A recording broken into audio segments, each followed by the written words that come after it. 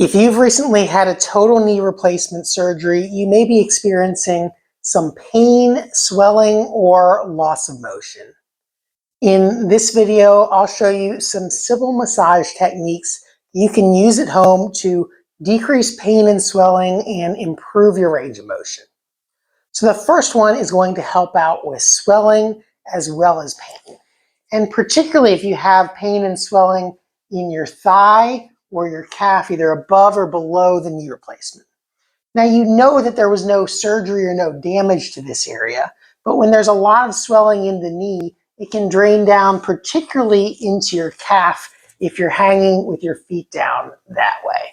So to start out, we'll start with the calf, and I'm going to use a massage stick for this. You can use a regular baking rolling pin, but just move along the calf kind of like this, and you want to pull swelling back in the direction towards your heart. So going up like this, and just going for about a minute on different sides of the calf, the inside, directly on the back, slightly on the outside, and work that swelling back up towards the bend of the knee.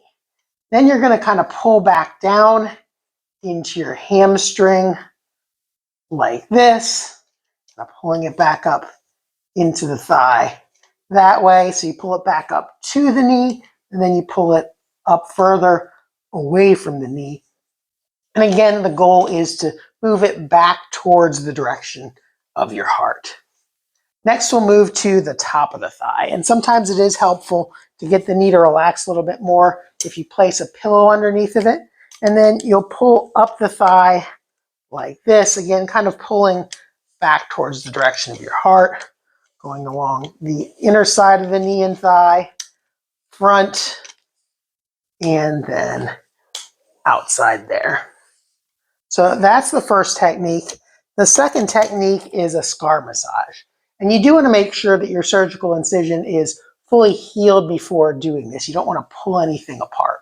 But once that surgical incision on your knee is fully healed, then you're just going to take your fingers and move along either side of that scar.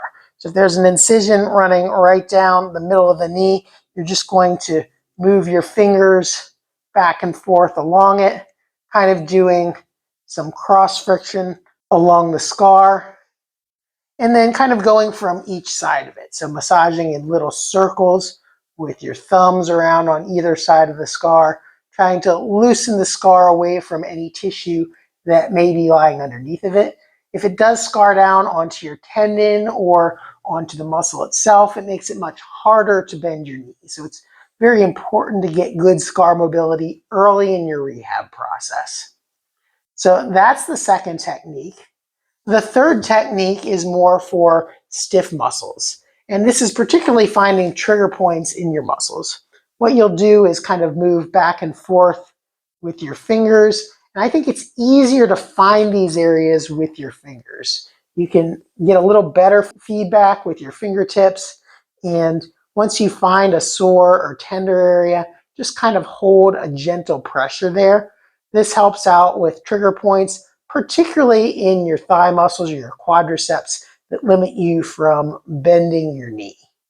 You can also use the massage stick again, particularly if you've found one of those sore spots, then just kind of localizing in and doing a little bit more of a specific massage rather than the vast scooping massage here.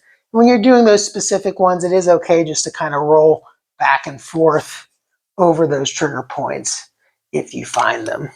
Additionally, doing some trigger point massage in the calves, kind of pinching on the inner side of the calf right here. That's a common area where people develop knots or trigger points in their calves. And then once you find a sore spot, hold a gentle pressure there for 1.5 to 3 minutes.